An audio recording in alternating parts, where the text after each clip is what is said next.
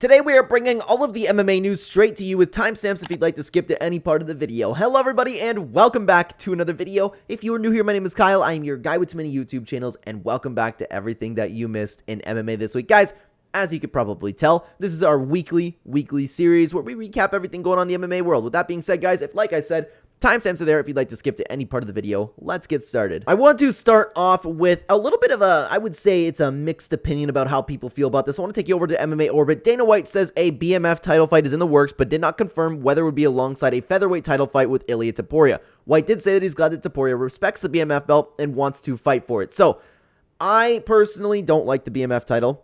I'm conflicted because they end up getting pay-per-view points, so I'm okay with that at the end of the day, but still, I really hope it's not Holloway versus Topuria, because then we're going to have a situation where, first of all, I think that Holloway would beat the brakes off Topuria, but it doesn't really matter because no matter who wins that fight, the champion is also going to have the BMF belt. The BMF belt just comes into the UFC. I don't like it at all. It just ruins everything, but even if, man, like, what are you going to do? It has to be with Max Holloway. It has to be. Unless he vacates it. Max Holloway vacated the belt, and we're going to have Charles Oliveira versus Colby Covington. Off the top of my head, I don't think that's going to happen. But regardless, man, I hope it's not Holloway versus Topuria. I hope if they do that, it's just purely a title fight. Max Holloway versus Charles Oliveira would be fantastic, though. I will say that. Let's continue on, though, guys. I want to bring you over to Reddit because out of everything that was posted on Reddit this week in the UFC subreddit, this was one of the biggest trending posts, and it's just appreciation post of Dustin Poirier, and I love to see it. I absolutely love all of the fans being happy about Dustin Poirier. I know Dustin Poirier got a lot of flack, but he also got a lot of praise, but it's nice to see the MMA community come together after the war that he put his body through. It's a sad thing thinking about him retiring, but it's nice that even if he does go out right now, he's going to go out with all of the fans remembering his final performance. But let's keep going into the next part. I want to take you over back to Twitter because Arman Tsarukyan actually piped up because he wants to be next, of course, for Islam Makhachev. I almost said Israel Adesanya for some reason, but let's take a look at what Arman said. Congrats to Islam, but don't try to run away to another division. You've only defended your title once against a real lightweight, and I'm next in line. This is entirely true. I don't think Islam Makhachev has enough defenses in order to start talking about going up and fighting Leon Edwards, but at the end of the day, Dana White did say he was open to the idea. He did like the idea with Arman more, but Arman Tsarukyan definitely deserves a shot. He's beaten Charles Oliveira. He's ran through the division at this point. He deserves his fight with Islam Makhachev. That should be next. If he gets past Arman Tsarukyan, I would like to see him defend one more time, but even if he wants to go up after that, I'm totally okay with that. But let's continue on, guys, to something I actually made an entire video about, and I appreciate all the love on that video because it is I would imagine it's the biggest video I've done on this channel so far, so thank you very much. It's taking a look at a tweet from Championship Rounds because John Jones has been making the rounds on Twitter. John Jones criticizes Islam Makhachev's performance against Dustin Poirier. You go through an absolute dogfight and pull off a last-minute submission, and that's what makes you the best. And now, what John Jones is saying is that he's still the pound-for-pound number one. Couldn't be further from the truth, but the fans are consistently just making fun of him. The top replied, the steroid cheater is absolutely pathetic. Jones is getting ridiculously annoying. Sad demise for a once-respected champion and legend.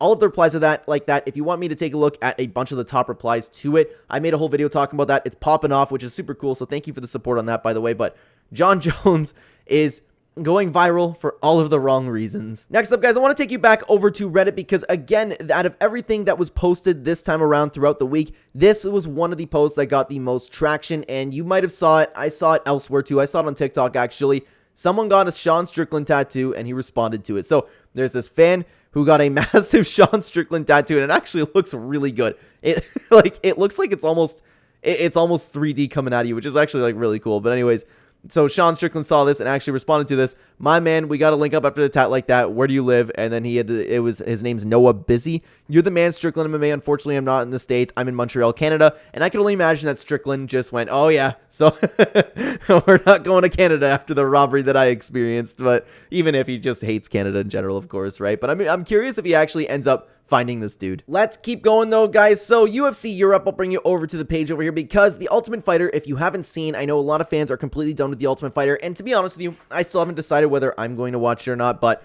it's back. Team Grasso versus Team Shevchenko has officially begun, but the biggest thing to come from this, I'll show you right now, is a clip from ESPN MMA. We're not going to watch the clip, but we have the origin story for Valentina Shevchenko's crusty lips because she has, as a coach, a no water policy during training.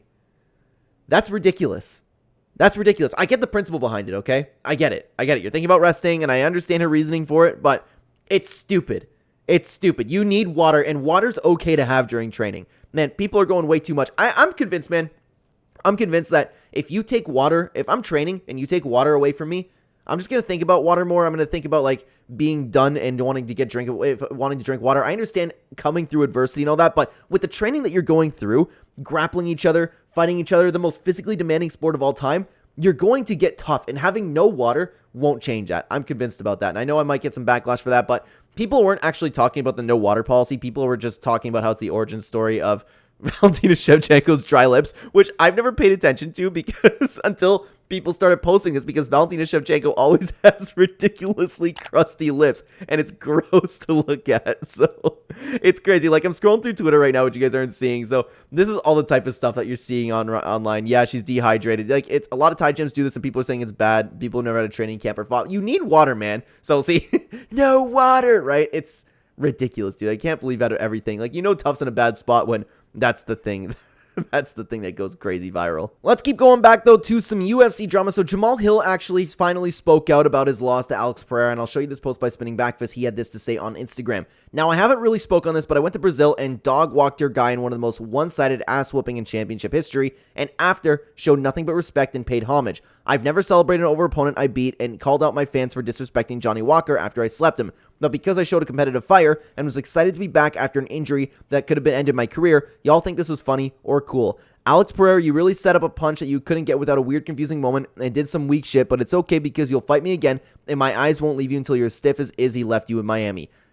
I understand what he's saying, but a celebration like this is warranted when you were trash talking as much as Jamahal Hill has been trash talking. And don't get me wrong, guys, I'm not a Jamahal Hill hater. I know it's like really cool to just anything that Jamahal Hill says right now, you just make fun of it. I'm not like that, but I just flat out disagree with what he's saying. Plus, didn't they touch gloves?